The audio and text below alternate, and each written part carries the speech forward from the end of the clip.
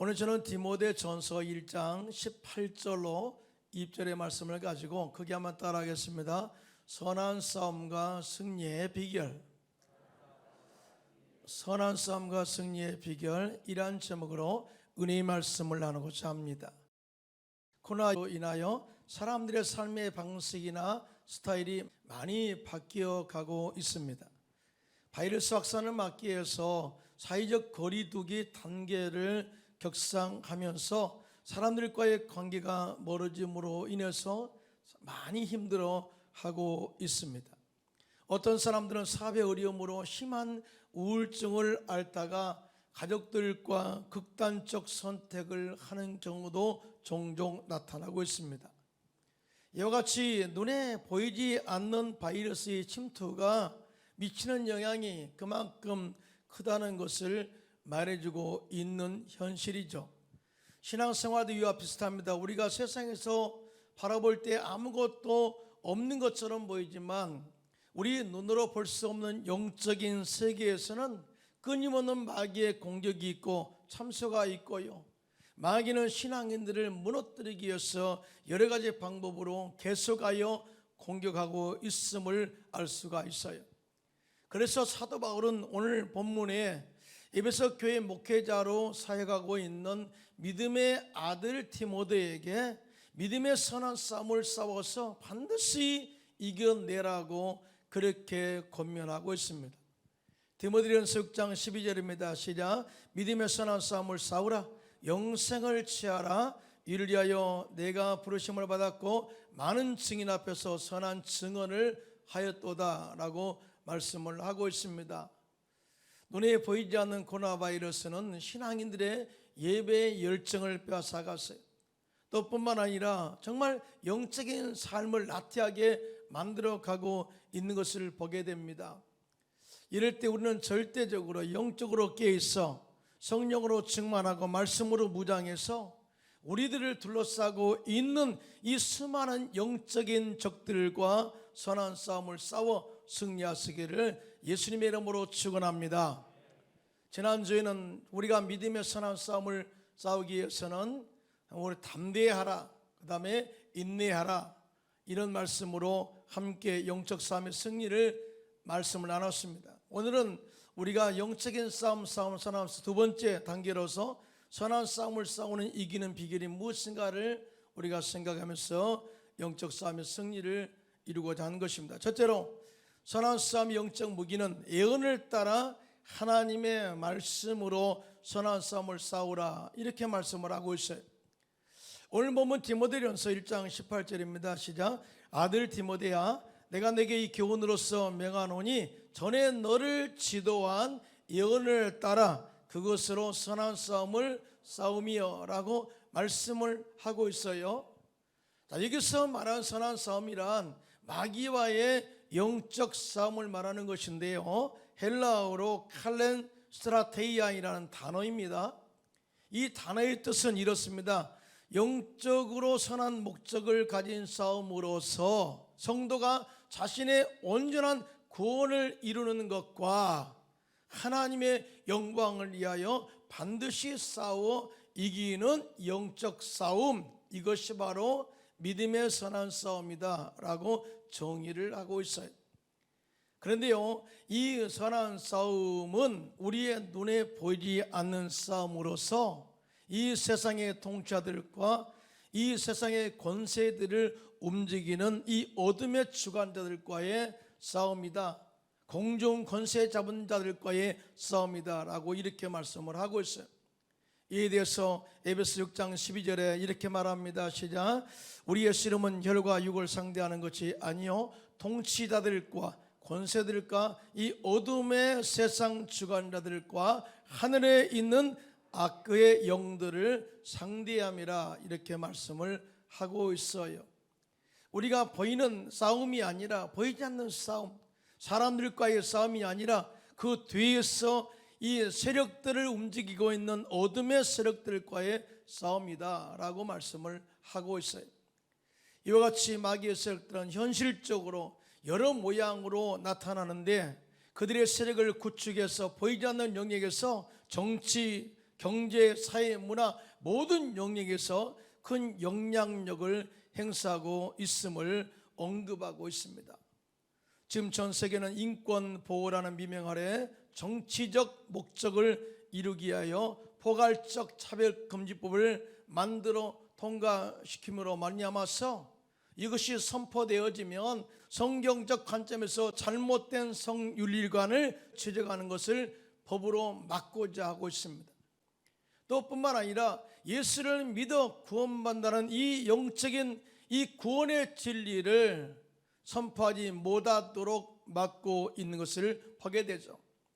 실제적으로 영국이나 미국 여러 주에서는 이 차별금지법이 통과되어 사용하고 있는데요, 사실은 이런 거룩한 삶을 살고자 결단한 크리스찬들이 이 차별금지법으로 말미암아서 이 역차별 인권 침해를 받고 있는 것이 현실이다라고 그렇게 이야기하고 있습니다. 그래서 우리들은 이 성령으로 감동된 거룩한 말씀과 기도로 이 포괄적 차별금지법이 통과되지 않도록 정말 무시로 성령 안에서 기도함으로 이 선한 싸움을 싸워 이겨내야 될 줄로 믿습니다. 그런데요, 이 선한 싸움은 한 번으로 끝나지 않아요. 일시적으로 끝나는 것이 아니라 계속해서 평생 싸워 이겨내는 싸움인 것을 말씀하고 있는데요, 이 선한 싸움에서 승리하기 위해서는 영적인 무기가 필요하다, 뿐만 아니라 끝까지 인내가 필요하다, 더 나아가 끊임없는 기도로서 영적인 진을 파하고 영적 승리를 이루어내는 것이다 라는 것을 말씀하고 있습니다. 사도 바울은 이 영적인 선한 싸움에서 반드시 이겨 승리하는 방법이 있는데, 내가 전에 너를 지도한 예언된 말씀을 따라 선한 싸움을 싸우라, 이 말씀을 하고 있어요. 여기서 예언이란 말이 나옵니다.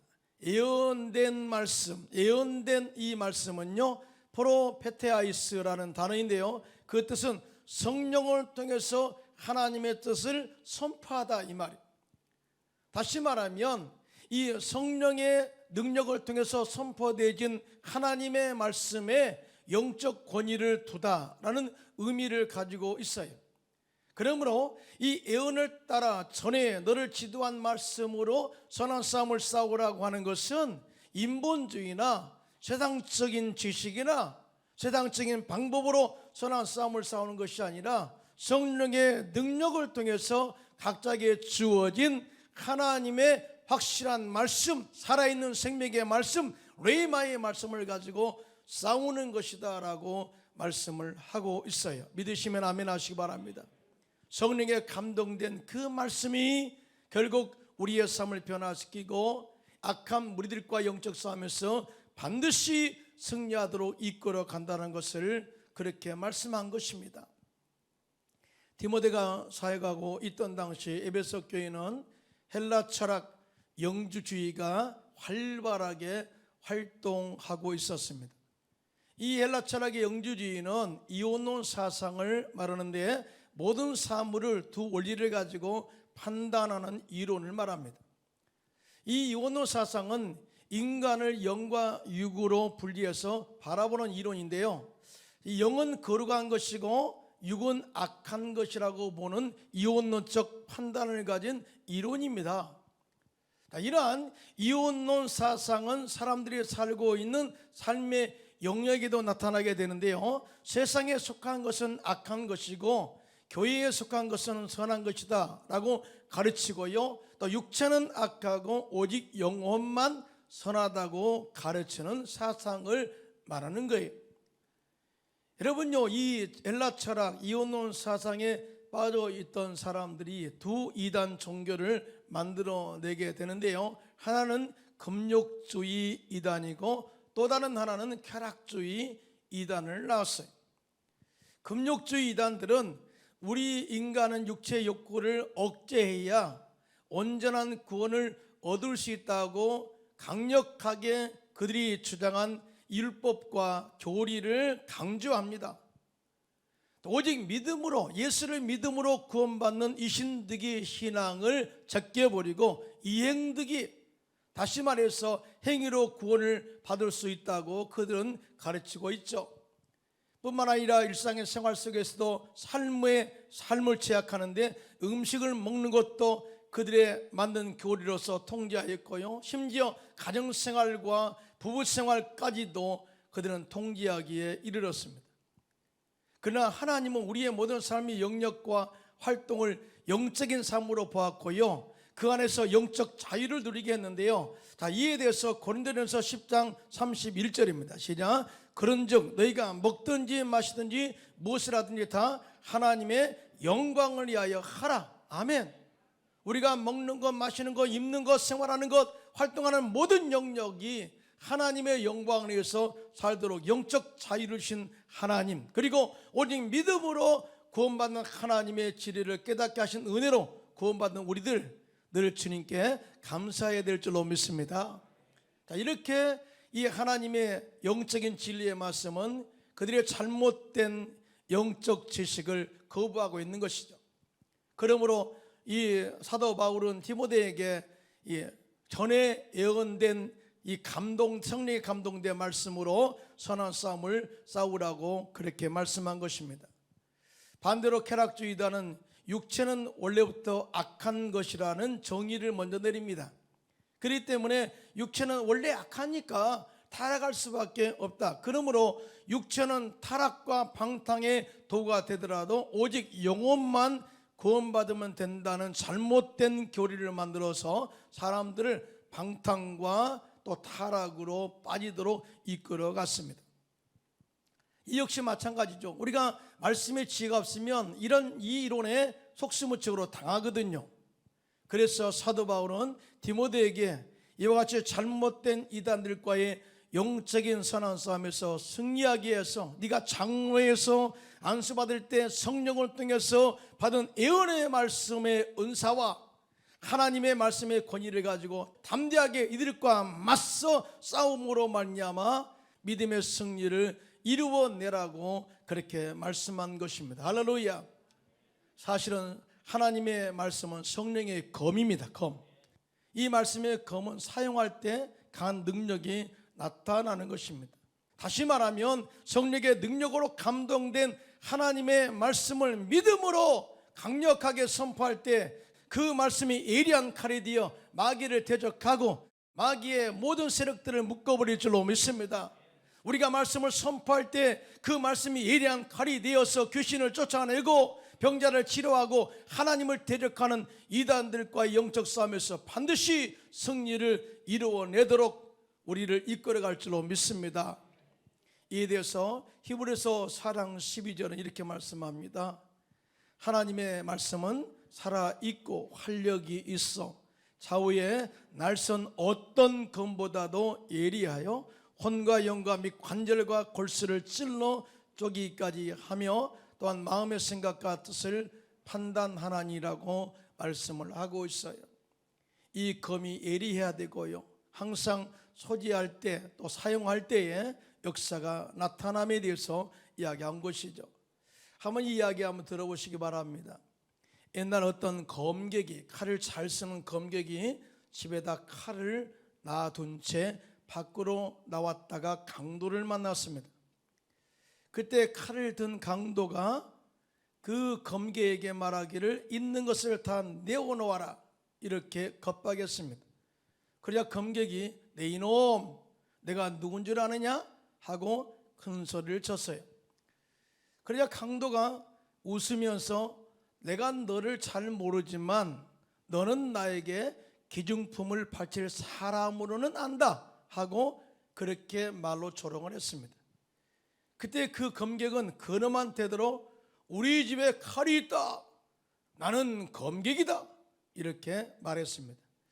이 말에 강도는 칼도 없는 검객이 입만 살았구나 라고 말하면서 달려들어 검객이 가지고 있던 것을 다 빼앗아 버렸습니다. 여러분 어떤 생각이 듭니까? 이와 같이 싸움을 아무리 잘하는 검객이라도 검이 없으면 강도에게 당할 수밖에 없다는 것을 이야기한 것입니다. 우리가 정말 말하죠. 내게 믿음이 있습니다. 신앙의 연조가 있습니다. 내가 정말 영적으로 깨있는 사람입니다. 영적 무장하고 능력 있는 사람입니다. 내가 사람입니다 라고 아무리 말해도 성령의 검 말씀을 우리가 지니지 아니하면 사용할 수가 없고요, 이 지니고 있는 하나님의 말씀을 사용하지 않으면 마귀 이 도둑이요 절대 두려워하지 않는다는 것이죠. 그러므로 우리는 늘 깨어있어 성령으로 충만하고요, 성령으로 감동된 하나님의 말씀을 레마로 받아들여서 항상 이 성령의 그 말씀을 우리가 지니고 살아야 될 줄로 믿습니다. 그리고 영적으로 이급할 때 성령으로 감동된 하나님 말씀을 선포하여 우리를 방해하고 공격하는 이 마귀의 세력들과 싸워서 반드시 승리를 이루어내는 저와 여러분 되시기를 예수님의 이름으로 축원합니다. 여러분, 하나님의 아들 예수님도 이 땅에서 마귀와의 영적 싸움에서 말씀을 사용하셨어요. 예수님께서 공생애를 시작하기 전에 성령에 이끌려 광야로 나가셔서 그곳에서 40주야를 금식하시고 마귀에게 시험을 받았습니다. 마귀가 금식하고 배고파하는 예수님께 그렇게 유혹합니다. 배고프지? 돌로 떡을 만들어 먹어보아라. 그때 마태복음 4장 4절에 시작, 예수께서 대답하여 이르시되 기록되었으되 사람의 떡으로만 살 것이 아니요 하나님의 입으로 나오는 모든 말씀으로 살 것이니라. 그렇게 말씀을 했습니다. 기록되었으되 이 말씀을 선포합니다. 우리 영적인 사람은 떡으로 사는 것이 아니야, 하나님의 입으로 나오는 말씀으로 사는 것이야, 믿음으로 사는 것이야 라고 하는 이 메시지를 선포함으로 마귀 유혹을 물리치셨습니다. 그러자 마귀는 예수님을 성전 꼭대기로 데리고 가서 그곳에서 뛰어내리면 천사들이 받아줄 것이다. 그러면 얼마나 인기가 있겠니? 라는 그런 의미를 가지고 유혹했습니다.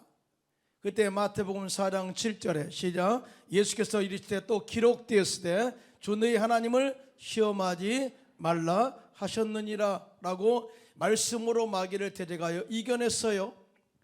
그러자 마귀는 예수님을 데리고 지극히 높은 산으로 가서 천하만국과 그 영광을 보여주며 네가 만일 나에게 엎드려 경배하면 이 모든 것을 내게 주리라, 이렇게 이 모든 안목의 정력으로 유혹했을 때 마태복음 4장 10절로 11절입니다. 시작, 이 예수께서 말씀하시되 사탄아 물러가라, 기록되었으되 주 너희 하나님께 경배하고 다만 그를 섬기라 하였느니라. 이에 마귀는 예수를 떠나고 천사들이 나와서 수종등이라고 이 예수님의 이 온전한 승리를 선포하셨습니다. 이와 같이 예수님은 시험 받을 때, 마귀의 유혹이 있을 때, 마귀의 공격을 받을 때 말씀을 선포함으로 기록되었으되 하는 이 하나님의 말씀을 선포함으로 마귀의 세력을 물리쳤고 마귀 유혹을 이기셨고 영적 싸움에서 승리한 줄로 믿습니다. 그리고 최종적으로 십자가에서 우리의 죄와 허물을 용서하셨어요. 이것은 뭐냐? 용서받은 의인으로 만들어서 마귀가 절대 우리들을 공격하지 못하도록 영적인 방어선을 쳤다, 그 말이죠. 뿐만 아니라 마귀를 멸하시고 마귀의 정사와 건설을 무력화하여 조롱거로 삼으시고 영원한 승리를 선포함으로 말미암아서 마귀를 이빨 빠진 호랑이로 만들어버린 줄로 믿습니다. 그래서 예수님의 승리는 우리가 믿을 때 영원한 우리의 승리가 됨을 믿으시면 손들고 아멘 하시기 바랍니다. 이에 대해서 요한복음 16장 33절은 이렇게 말씀합니다. 시작, 이것을 너에게 이르는 것은 너희로 내 안에서 평안을 누리게 하려 함이라. 세상에서 너희가 환난을 당하라, 담대하라, 내가 세상을 이겼노라고 이렇게 영원한 승리를 선포하셨어요. 그러므로 우리도 마귀의 공격이 끊임없이 다가올 때 절대 뒤로 물러가지 마시고요, 실망하지 말고 절망하지 마시고요, 기록되었으되 예수님께서 마귀를 멸하셨다, 기록되었으되 마귀의 정사와 권세를 벗겨버리셨다, 기록되었으되 우리 삶 속의 저주를 끊으시고 아브라함의 복을 주셨다, 기록되었으되 예수님께서 채찍에 맞음으로 너희가 남을 입었다, 이 말씀을 가슴에 품고 힘차게 선포함으로 마귀의 세력들을 다 물리치고 승리하시기를 예수님의 이름으로 축원합니다. 사실은 코로나 바이러스가 우리들을 영적으로 힘들게 하는 것도 있지만 반대로 요즘 최근에 세력을 확장해가는 이단들의 잘못된 교리와 거짓말을 드러내게 했어요. 사실은 이단들은 교묘하게 사람들을 속이고 그렇게 거짓말로 사람들을 유혹했는데요, 그러한 그들의 실체를 드러나게 한 것도 있습니다. 그러므로 우리들은 마귀를 멸하신 예수님의 십자가 승리를 가슴에 품고 이 승리가 우리들의 영원한 승리를 선포하면서 바이러스를 통해서 우리의 신앙을 나태하도록 유혹하는 마귀의 세력들과 배후에 우리들을 공격하는 영적인 정사와 권세들의 무리와 싸워서 이 선한 싸움에서 반드시 승리를 이루어내시기를 예수님의 이름으로 축원합니다. 두 번째, 선한 싸움에서 이기는 비결은 믿음과 착한 양심을 가지고 선한 싸움을 싸우라, 이 말씀을 해요. 오늘 보면 디모데전서 1장 19절입니다. 시작. 믿음과 착한 양심을 가지라. 어떤 이들은 이 양심을 버렸고 그 믿음의 관하에는 파선하였느니라, 이렇게 말씀을 하고 있거든요. 자, 사도 바울은 선한 싸움에서 승리하는 비결의 두 번째, 믿음과 착한 양심을 가지고 싸우는 것이다 라는 것을 말씀을 하고 있어요. 자, 이렇게 말하는 의미가 있어요. 자, 여기서 먼저 말한 영적인 싸움은, 또 지난주에 우리가 말씀한 이 영적인 싸움은 외부 세력들과의 싸움이에요. 그래서 담대함을 잃지 말라, 또 인내를 끝까지 이루어라, 또 뿐만 아니라 이 성령의 감동된 말씀으로 싸워라. 그러면 끝이에요. 그런데 착한 양심과 믿음으로 싸우는 싸움은요, 그 영적 싸움은 내 안에서 일어난 내적 선한 싸움인 것을 알 수가 있어요. 믿음은 헬라어로 피스티스인데요, 이 믿음은 하나님의 영적인 전신갑주로서 끊임없이 쏘아대는 사단의 불화살을 막는 방패의 역할을 말합니다. 믿음의 방패가 정말 중요한 이유가 있죠.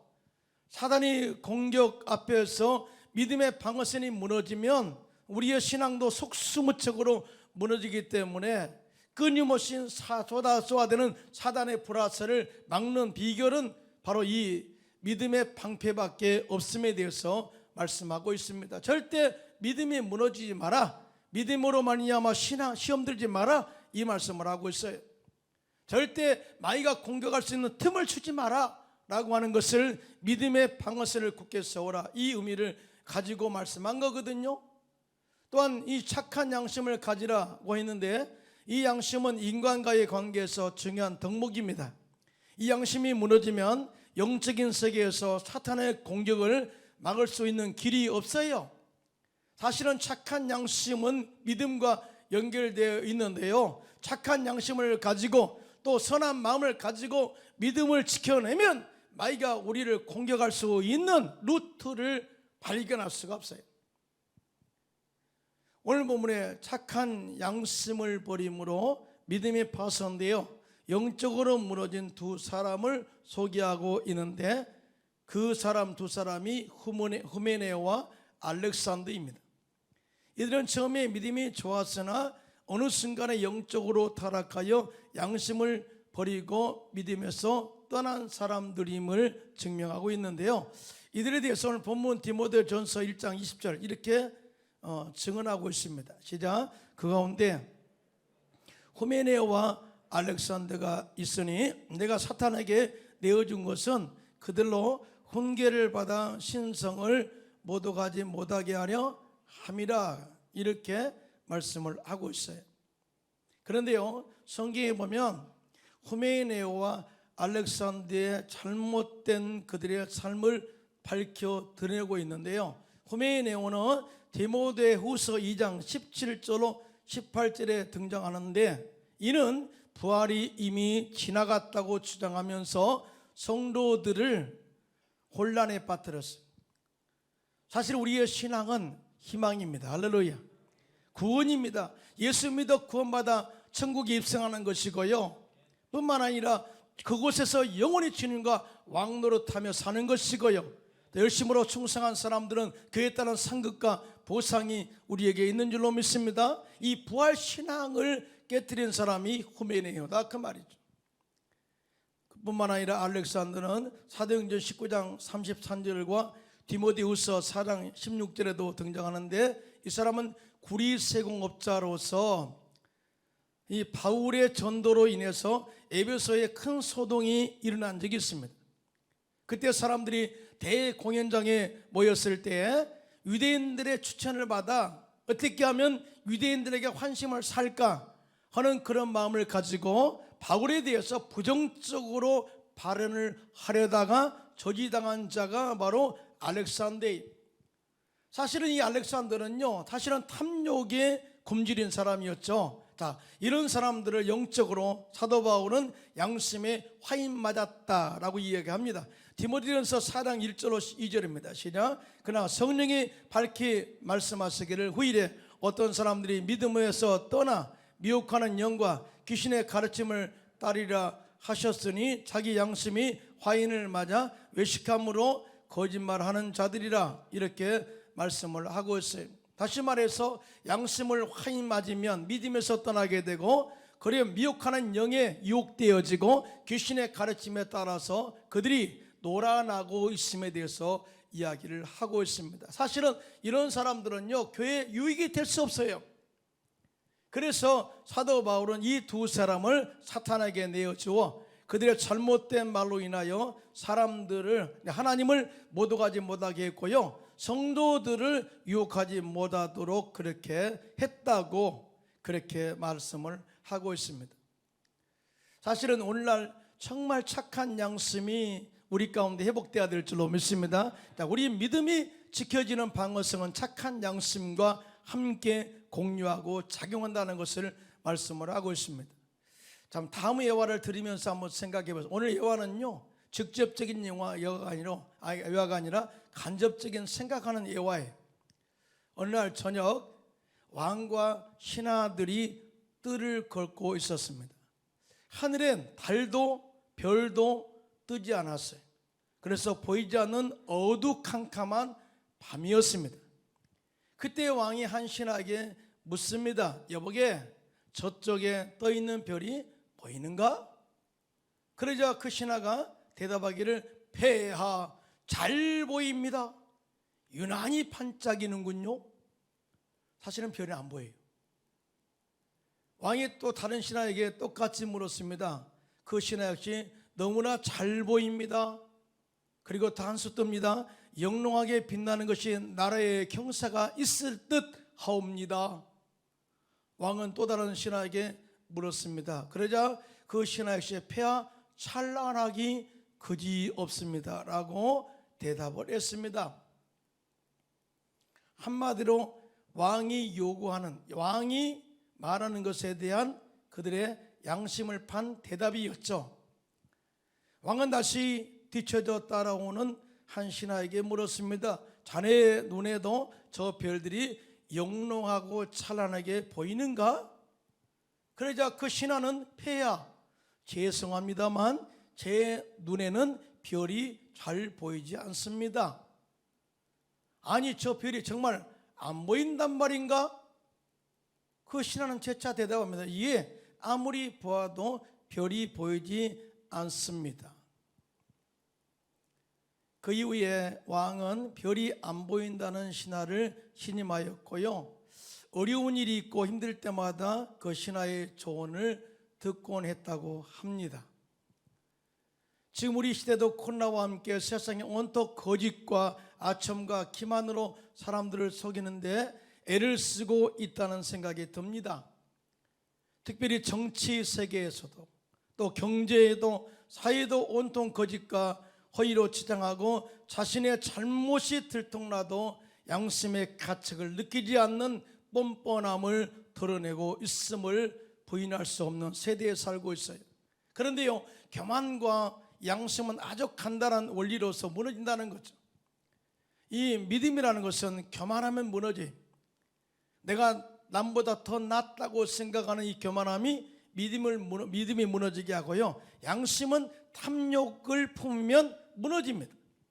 계산된 욕심, 탐욕을 품으면 결국 그 양심은 무너지고 믿음에 대해서 파산할 수밖에 없다는 것을 말씀하고 있습니다. 세상이 이와 같이 탐욕에 찌들어서 양심을 파는 세상 가운데 있을 때 우리가 영적으로 깨어 있어야 될 줄로 믿습니다. 성령 충만하고 말씀으로 무장하여 믿음의 착한 양심을 가지고 기도하면서 담대하게 이 세력들과 대립하여 그들을 부끄럽게 하고 또 이 마귀의 세력들과 싸워 승리함으로 말미암아서 하나님은 일하고 계시고 지금도 살아계신 하나님의 능력을 선포함으로 당당하게 세상 속에서 선한 영향력을 미치는 저와 여러분들 되시기를 예수님의 이름으로 축원합니다.